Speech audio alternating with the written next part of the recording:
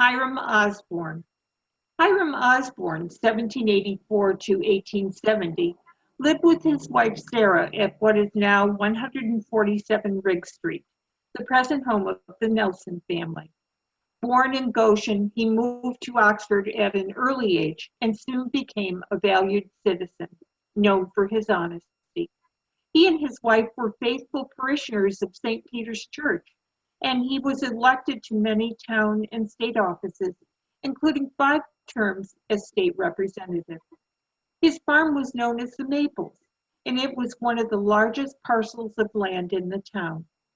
He grew both cattle and sheep, and the intricate stonework from a large barn and a brick smokehouse remain on the property from his years there.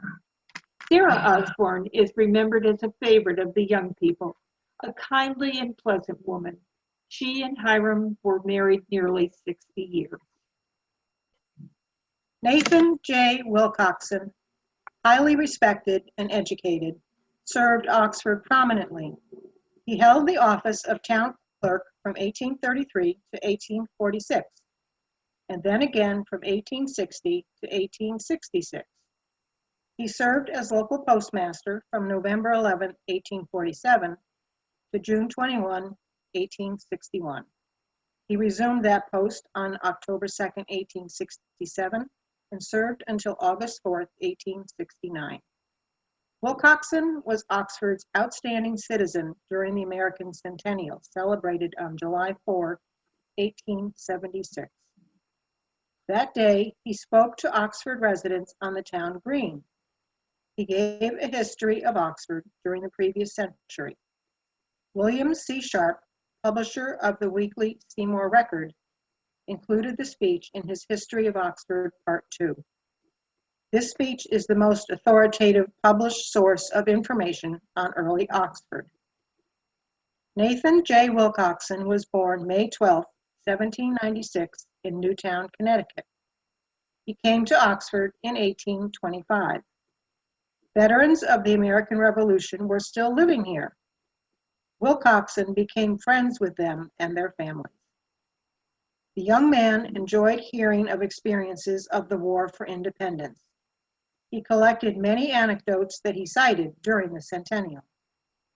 When Nathanson came to Oxford in 1825, he taught school for a year in the public schools. Later, he became a teacher at a select school known as the Academy. It stood at the northern corner of the intersection of Riggs Street and Academy Road. For many years, he served as secretary of the Oxford Agricultural Society. Their annual fair was one of the largest in the area. As secretary, Wilcoxon kept the listing of entries and awards granted. He also recorded the business minutes of the organization. Wilcoxon belonged to the Oxford Congregational Church, serving as clerk there for many years.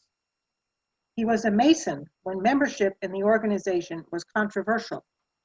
A member of Morning Star Lodge, number 47 F and AM, he signed an 1832 document protesting the persecution that Masonic lodges were suffering. The lodge met in Masonic Hall on Academy Road. That building later became the first parish hall of the Congregational Church and is now gone. The lodge reorganized in 1851 and removed to Seymour. Wilcoxon also served as a school visitor, supervising and rating teachers of the district schools. His reports vividly detail public education of his time. There were few legal provisions to force attendance at school. In 1856, Wilcoxon wrote the following: "Our scholars generally enter school, and on the school register, the scholar's name is written. But when we look after the average attendance, we find the number there to fall considerably below the number registered, probably 1/3 less than are registered. The time of a person is never worth more than when employed in school." Wilcoxon, in his 1860 annual report, cited a lack of parental support for the district schools. He criticized the election of indifferent, uninterested, and sometimes incapable men. He urged local residents, choose your committees as you would your wives, simply for their good qualities, and never put them away without cause. He often complained the school committees was more concerned with saving money than with good education. One year, however, he was pleased. He noted Oxford stood 8th in the state for per capita school costs. Oxford spent $8.68 per child. Wolcott led the state by spending $11.55 per child. Wilcoxon died on September 30th, 1882. The Seymour Record wrote that he died suddenly on Saturday evening while sitting by the table reading, having only a few moments before eaten a hearty supper. Wilcoxon's first wife was Anna Blackman, who died October 3rd, 1870, at age 73. Their daughter Frances was one of the signers of the 1850s friendship quilt, preserved by the Oxford Historical Society. Wilcoxon married second M. Louise McEwen, who survived him. Wilcoxon's grave is in the Oxford Congregational Church Cemetery on Governor's Hill Road, Oxford. Joseph Twitchell, 1717 to 1797. Joseph Twitchell and his wife Elizabeth are best remembered for the homestead they built on Christian Street, constructed of chestnut from their own land. Once in danger of being bulldozed to make room for housing development, the house has been moved to 60 Towner Lane on land that originally belonged to the Twitchells, where it serves as Oxford's first museum. The paneling, the molding around the parlor fireplace, and the delicate decorations on the staircase all speak to prosperity that was uncommon in Oxford's early years.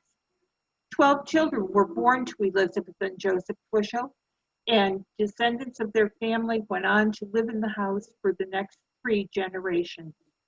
Joseph Twitchell made his money in lumbering. He is remembered as a benefactor of St. Peter's Church.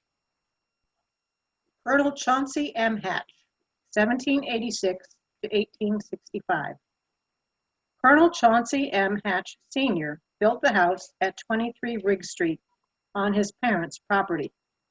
Born in Oxford in 1786, he became the village shoemaker, erecting a shoe shop across the street from his house. He also tanned leather used in the shoes in his yard. He had aspired to be a cabinet maker, but his father objected. Even though he hated the vocation, Chauncey continued as a shoemaker all his life. Mr. Hatch was a prominent citizen. He was a member of the state legislature in 1837. A Jeffersonian Democrat, he held the office of town treasurer for a number of years and was never defeated in any election for any office he sought. He served in the War of 1812, going to the defense of Stonington, Connecticut. The story is that the enlisting officer owed Hatch a sum of money. Hatch told him to pay up what he owed, and that Hatch would be in New London before him. And he was. A warden and treasurer at St. Peter's Church, Mr. Hatch donated the land for the present house of worship and contributed generously to the building fund. Hatch was also a well-known Mason, even during the years when Masons were persecuted. He also had a soft spot for young people, especially the boys of the community, who often sought him out for favors.